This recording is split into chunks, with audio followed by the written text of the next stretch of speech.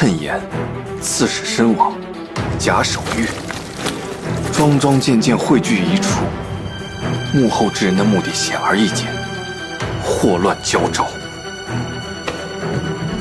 有能力做这些事，并将韩季推出来当替罪羊的人，会是谁？那位看似柔弱的玉兰夫人，恐怕没那么简单。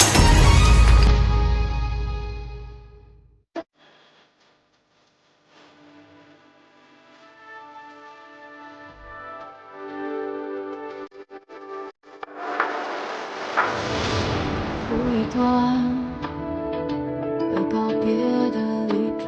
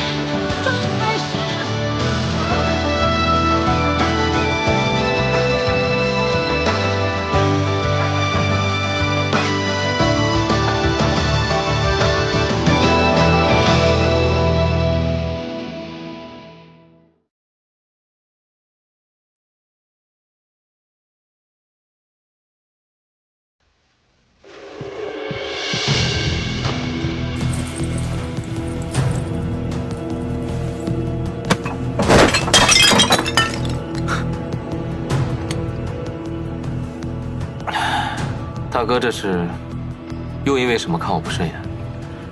有话直说便是，何必浪费这桌饭菜呢？贱种！我留守胶州那些人是不是你杀的？若非我设法逃了回来，此刻怕也是被你害了。能丧尽天良的想出用毒虫害人，除了你，还能有谁？啊，我想到了，大哥，你说的是那些因为你指挥不善被困在胶州的兵马吧？你说他们留守胶州，我一时都没反应过来呢。大哥，你搞砸了父王的计划，害怕被父王责罚，想拿我当替罪羊吗？你放屁！少在我面前装无辜！哼，跟你那个上不得台面的娘一样，只会使这些下三滥的手段。大哥的手段也未必上得了台面吧？小时候靠母后，现在靠兄嫂。大哥，你跑到我这儿来闹，兄嫂知道吗？你是不是应该先请示一下？尤承安，咱们走着瞧！哼！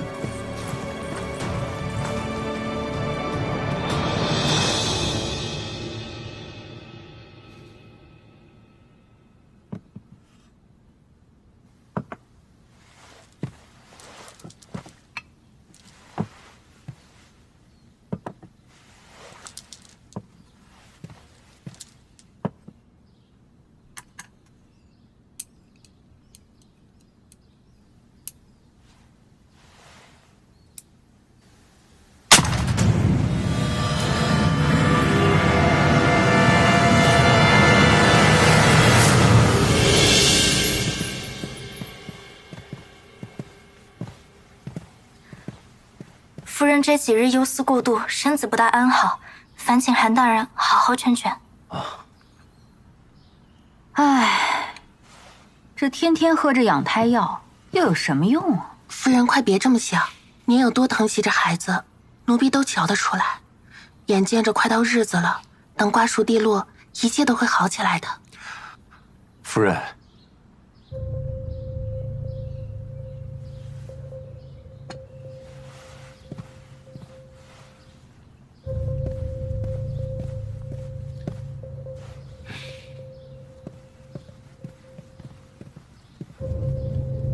妾身子重，韩长史上来说话吧。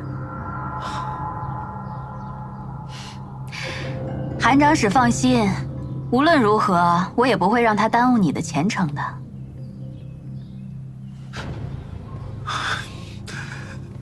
糟了，夫人，我们的事怕是瞒不住了。怎么了？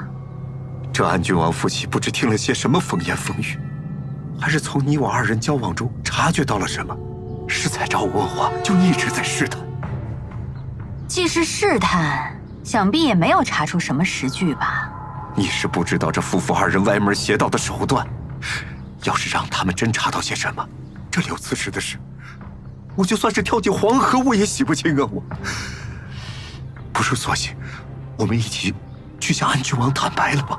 哎呀，你莫慌，这样的事，外人能查出什么真凭实据啊？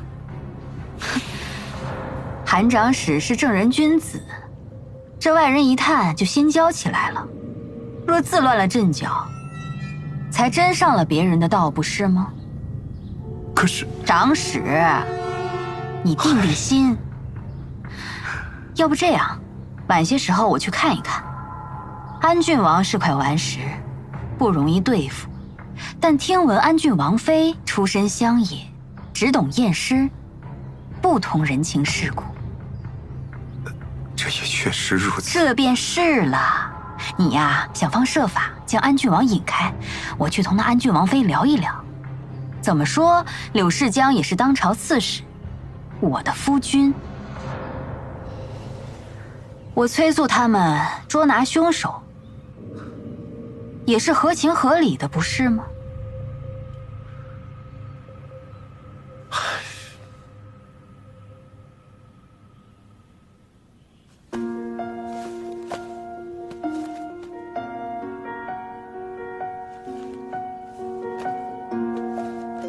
原来这是一种南诏特有的毒虫，虫卵会随食物进入人体，寄生成长，虫成熟后会破体而出，具有很强的攻击性，只受特殊香料吸引控制。若是不加控制，则会向外扩散，伴随水源、食物，寻找新的宿主，重新繁殖，后患无穷。谁啊？玉兰。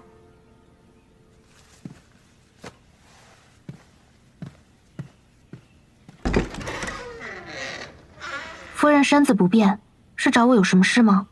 之前是玉兰不识抬举，服了王妃一片好意，冷静后越想越是心下难安，特意来向王妃谢罪。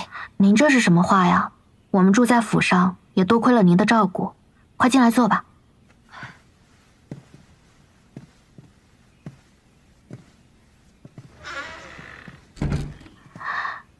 实在不好意思，夫人，这些书我用完会收拾好的。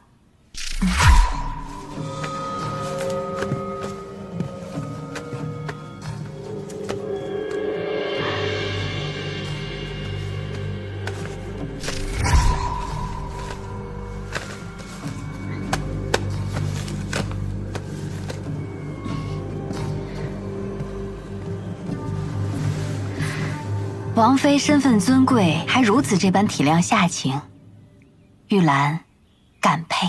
夫人可能不知道，我是在西南边地的仵作人家长大的，是王妃的身份尊贵，不是我尊贵。现下也没什么人，咱们都别拘着礼了，您自在些，我也自在。对了，王妃，差人借阅这些医书要点，是在为刺史的案子忙碌吗？不知进展如何呀？夫人尽管放心，有王爷在，很快便能真相大白。只是衙门有规矩，在查案途中不能随意透露案情。啊，王妃恕罪。可是玉兰实在是太煎熬了，要不是我顾着腹中的胎儿，非要与夫君分房睡，兴许就不会发生这般事情了。有时候想一想，真想带着孩子，就这么随他去了。您可千万别这么想。柳刺史爱重夫人，若是他泉下有知，也会难过的。其实，案子已经水落石出，就差把凶手捉拿归案了。果真？究竟是何人要对夫君下这般毒手啊？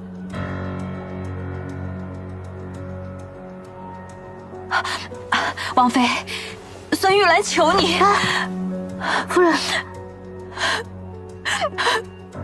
罢了，同为女子，我告诉你便是。你先坐吧。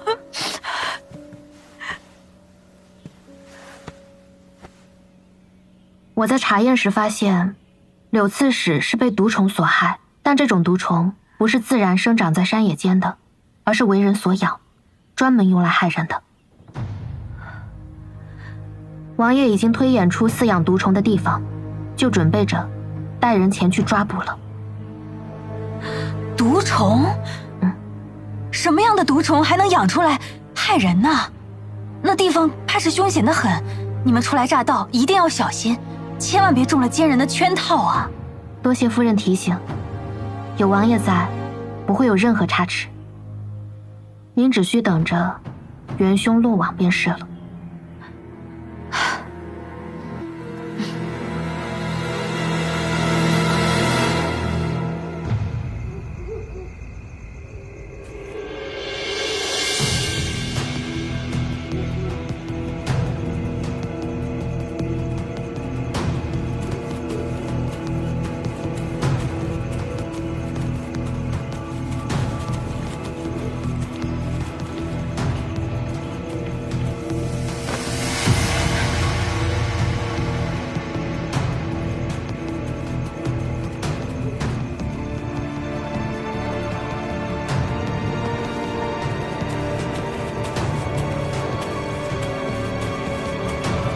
这玉兰夫人的肚子果然是假的。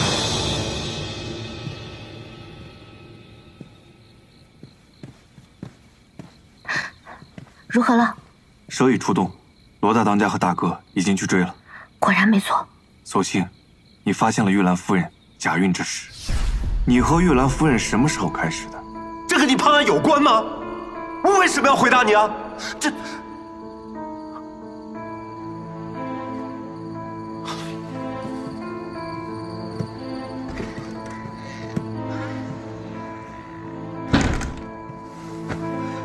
那天晚上，柳世江走了之后，玉兰夫人说请我喝酒，聊一聊他走之后一些琐碎的事情。我那时贪杯喝醉了，结果发现第二天早晨，我竟然和玉兰夫人睡在了一起。那晚之后，你和玉兰夫人经常睡在一起吗？当然没有啊，就一次。而且我真的喝多了，我什么都记不清了。我也后悔呀。第二天他告诉我，是我们两个情不自禁才睡在一起，而且他还说了，他不怪我，他要替我保密。谁知过了没多久，他就告诉你，他有了身孕。是。女子怀有身孕后，随着月份的增长，腹中的孩子会渐渐长大，脊柱、盆骨也会随之变化。看她腹中的隆起，确实有6、7个月了，但她的脊柱毫无变化，腰腹间也完全不是长久吃力的样子。起坐时虽看着困难，但借力的方式也完全不对。我当时借着送她镯子，趁机摸了她的脉搏，也毫无滑脉的迹象，所以她自始至终都在骗你。自他设计将你灌醉那日起，他就已经想好了，要将设计谋杀柳世江的罪名推到你身上。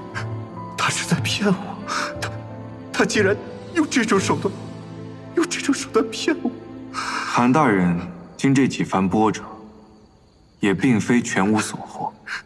譬如，玉兰夫人处心积虑经营了10几载，能将她挖出来，韩大人功不可没。这听着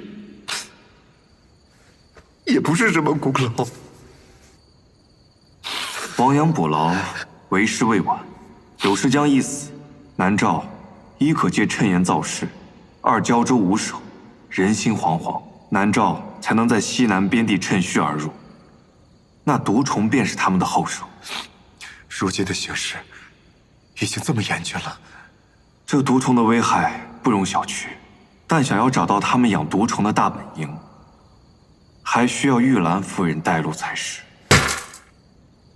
他不仁，也别怪我无礼。安郡王，我配合你，请君入瓮。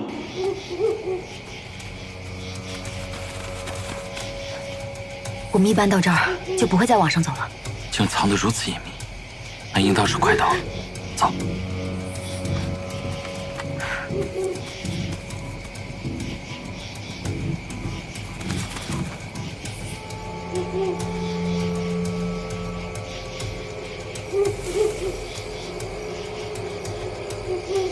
不见了，走。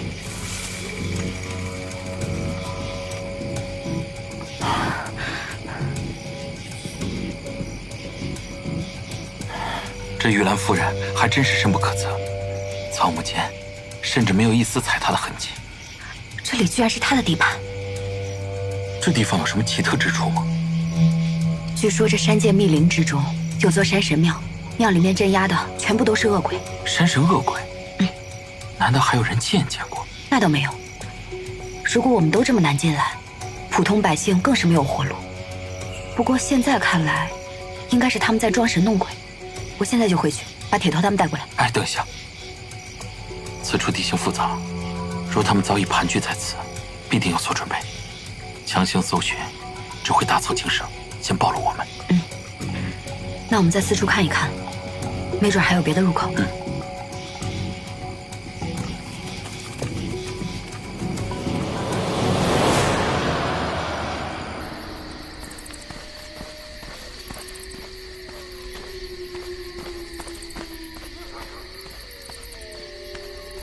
谁？夫人，他回来了。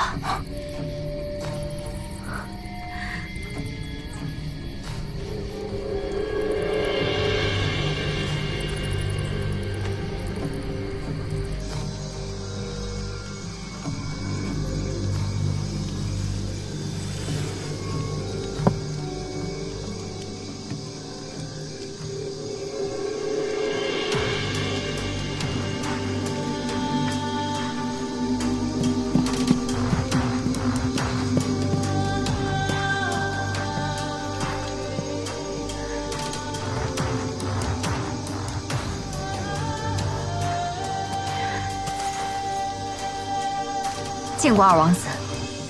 夫人为何未经传讯，就擅自离开胶州，漏夜来此了？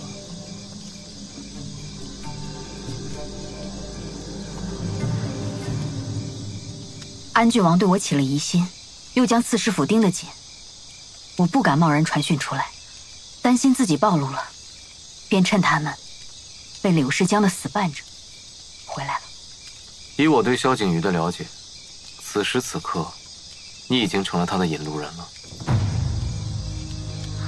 你是说安郡王蓄意引我离开胶州，赶回营地来的？他这个人心思缜密，他明明疑心你，你却能全身而退，你不觉得这是他有意而为之吗？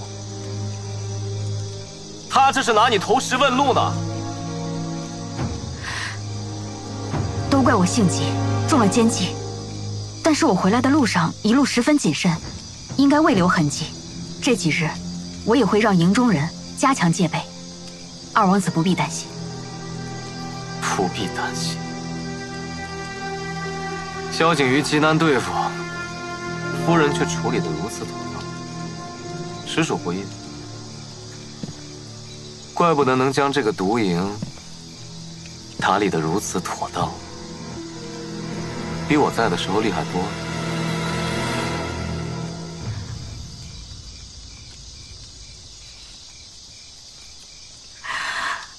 我做这些，就是为了等你回来。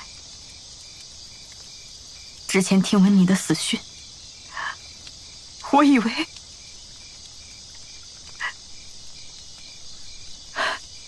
好在老天保佑，毒营物归原主，属下愿一切听令。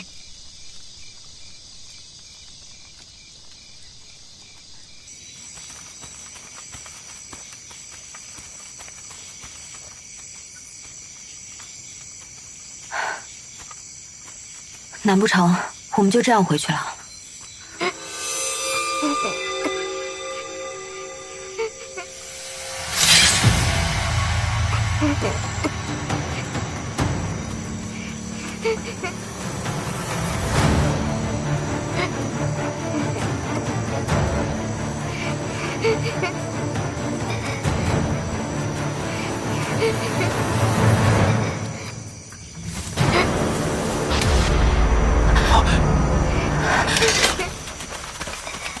阿果，阿果，阿果，大当家，阿果，阿果，阿果，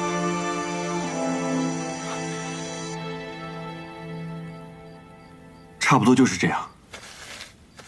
按照阿果所说，山神庙在山坡的高处，裘营则在山坡下面的密林深处。守卫森严，想要将人尽数救下，最好是两面夹击。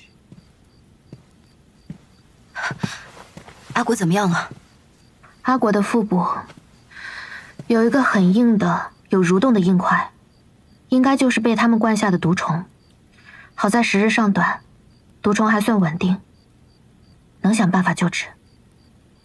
要是再晚一点，就会像柳诗江一样。这帮畜生，连阿果这样的孩子都不放过。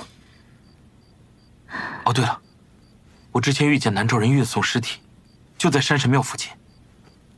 现在看来，应该就是被他们毒害的大唐百姓。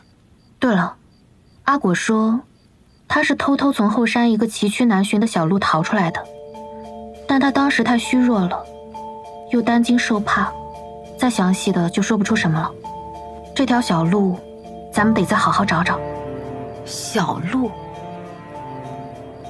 我大概知道在哪儿。早年前镇远山寨遇袭，我带他们到山里面躲过，是有一条小路，不应该叫路，就是山石间一条狭窄通道，可以迂回到森林中。这倒是个趁其不备突袭的好办法。不过眼下大战一触即发，贸然调动军队，军队不能动，我带山寨的人先去。等等，单靠镇远山寨太危险了。我有一个办法。什么办法？南诏闯胶州城，打的是二王子的旗号，咱们不妨照葫芦画瓢，也打个什么旗号出来。以牙还牙。你们是当官的，身份不方便；我是江湖草莽，又是大唐百姓。我前去挑衅，然后深陷其中，你们来救我，不就合情合理了？罗当家虽然是土生土长的大唐百姓，但到底是江湖人士，没有官家的户籍证明身份，从文书上说，不算大唐人。如果事后追究起来，会是个麻烦。我去。你？萧将军要统兵，王爷要统领大局。我这个安郡王妃作为你们动兵的理由，再合适不过了。我跟人护着，陪你一起。那就请罗当家带人先跟楚楚闯山神庙，尽力拖延他们的时间，吸引他们的注意力。大哥，你便寻机带兵，从小路偷袭毒营，拿下毒营后，便借着安郡王妃被掳的说辞，闯山神庙救人。那我这就去召集弟兄们。拜托罗当家了。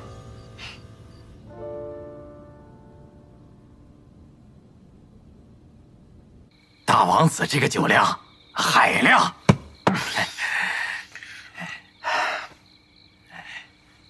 论排兵布阵，我是不是跟萧景离，我远胜于他？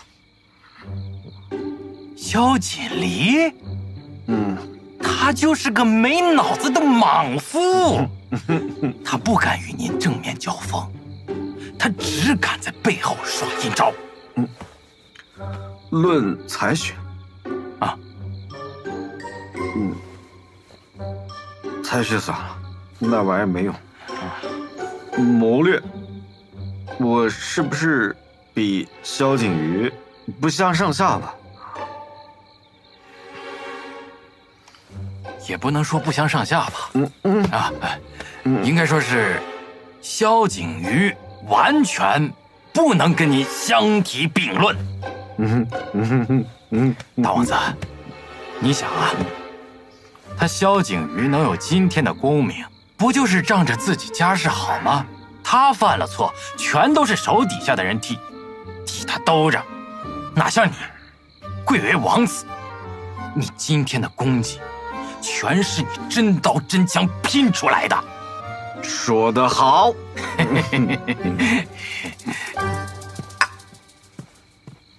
大王子，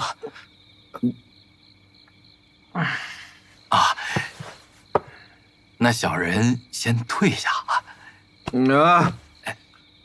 你就在这儿，往后我服了，没什么事你不能听的。说。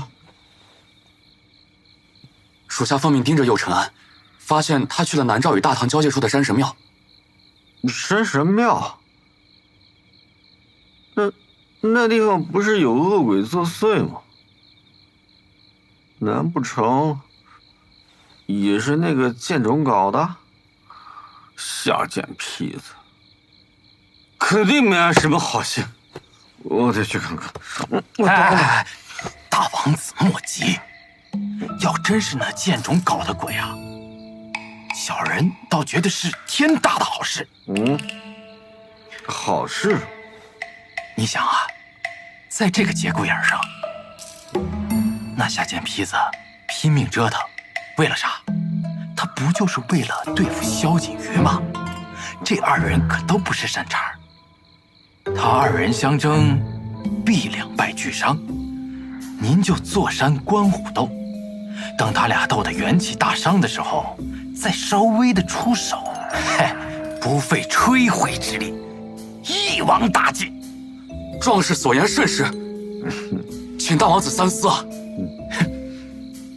就这么办。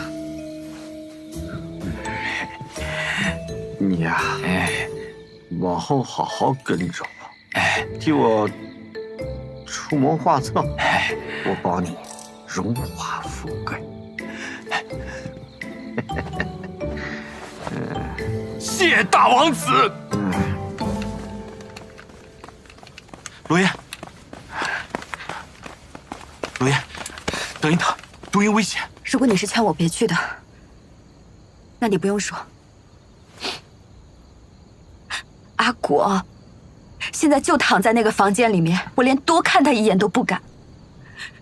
毒虫入腹，该有多疼！他还是个孩子，而且在那个毒营里面还有那么多像阿果一样的人，我怎么可能不去？我明白，我都明白。我是想说，毒营危险，你一定要冷静行事。你相信我，我一定会将他们都救出来的。我知道，你放心，我会听楚楚的话，不会冲动。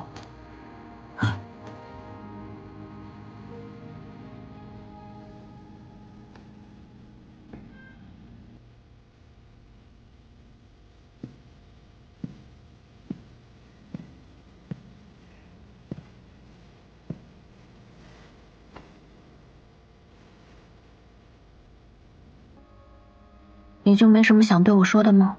是吗？我没和你商量就擅作主张，我知道这件事情危险得很，你肯定不放心。我是担心，但我的担心不重要。王爷，你从来没有说过，但我知道，右承安的事，像根刺一样扎在你心里。你跟我想的一样，是不是？以人参养毒虫，这么恶毒的路数，很像他。况且柳世江死后，玉兰夫人一直在我们的视线里，根本没机会到对岸去释放毒虫。有机会，有动机，杀死右龙胜困留在胶州兵马的，只有尤承安。我想抓到他，也不只是想要一个恶人伏法，也不只是想阻止南诏对大唐的阴谋，我就是想站在他面前看着他，打败他。我都明白，扎在心里的刺，必须要自己亲手拔掉。所以我虽然担心，但心里也希望你去。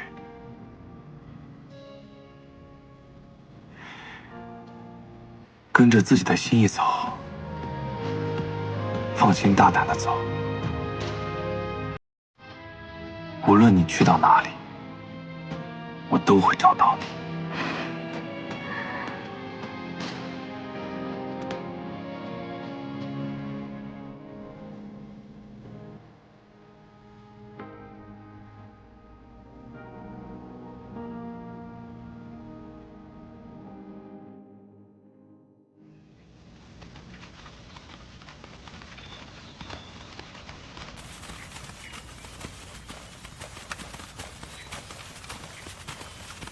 哎，你们看，这片草地明显稀疏很多，应该是经常被人踩踏。按照我们找到阿果的方向来看，小路再难，但是山路崎岖。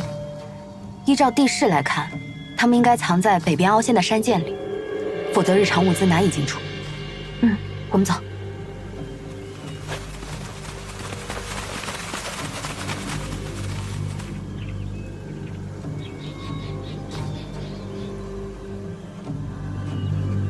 这里果然有座山神庙，守卫这么森严，他们应该是知道阿果已经逃了。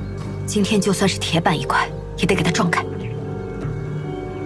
保护好楚楚。走。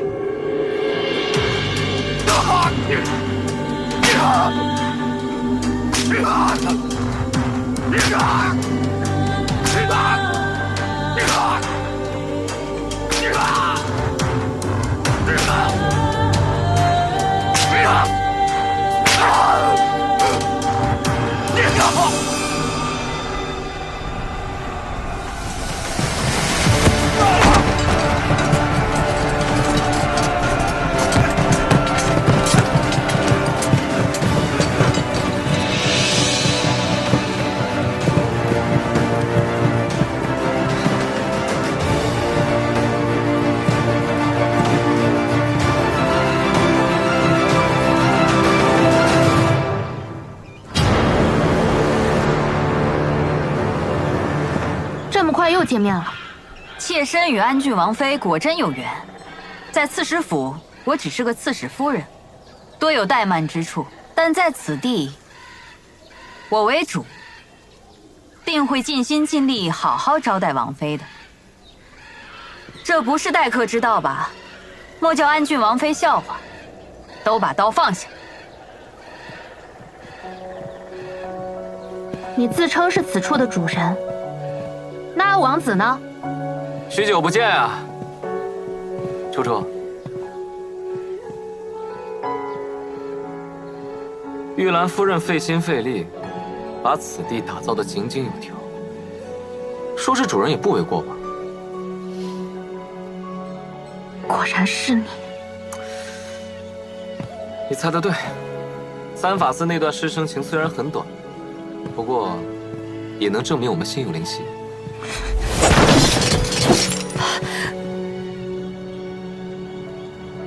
我只恨自己数月前没把你这个背信弃义、残害挚友的恶徒给杀了。我疙瘩把你当亲弟弟，却杀了他。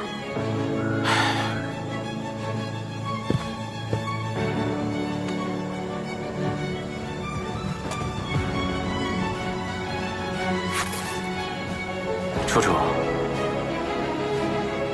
你没用刀剖过活人吧？你哥是我在大唐，不，在这个世上最不想杀的人。可我好不容易来到了这里，我好不容易回到了南诏，我好不容易拥有我现在的所有的一切。他又坏我好事，我怎么能不杀他？为什么要用这种眼神看我？我做错什么了？是你说的，无论在什么境地都要活下去，都要抗争下去，对吗？我想要活下去，我想要从死人堆里爬出来，我想要所有欺辱我的人受到惩罚，有错吗？有错吗？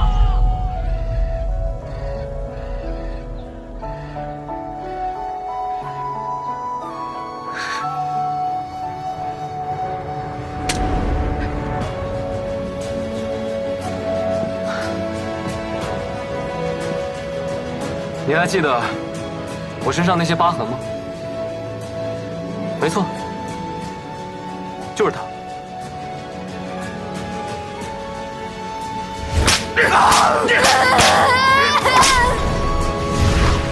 你曾经也受过用刑的苦，为何还要把这些痛苦再施加到那么多无辜的人身上？你说谁无辜？谁无辜？你视人命如草芥，以人参养毒虫，这些难道不是你做的吗？是我做的呀，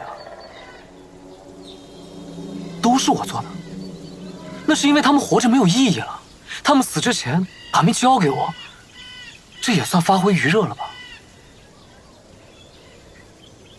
作乱长安的那些毒药，也是你的手笔？你觉得呢？当然，功劳倒也不全在我。若不是玉兰夫人将此地打理得井井有条，我也无力全心在长安与安郡王周旋。哎，对了，楚楚，你应该感谢这里才对。你视若珍宝的图谱上面的每一根骨头，都是这里的人被一次又一次活剖之后，才精心描绘出来的。有禅，你是个疯子！我是个疯子啊！我出身卑贱，我被人唾弃，我遭人嫌弃。我疯不疯的，谁在乎？玉兰夫人，你身为胶州刺史的夫人，为何要帮南诏做这么多伤天害理的事呢？因为我就是南诏之人呢。柳世江被我迷得神魂颠倒，为了光明正大娶我为妻，自愿替我更改了大唐身份。那你跟他在一起，就是为了这些谋算？男人可以为了平步青云，虚与委蛇迎娶贵女，女人为何不可？对比在南诏王庭得到权益，受王上重用，区区一门亲事，算得了什么呢？罗当家的这些事你不懂，安郡王妃想必是明白的了。我不明白，王妃有什么不明白的？玉兰愿为您解惑。我不明白，你们为什么这么有耐心，在这为我们一步一步的答疑解惑？我早就说吧，他很聪明，没那么好骗。没错，安郡王妃，你们的人到不了，我们的骑兵要到了。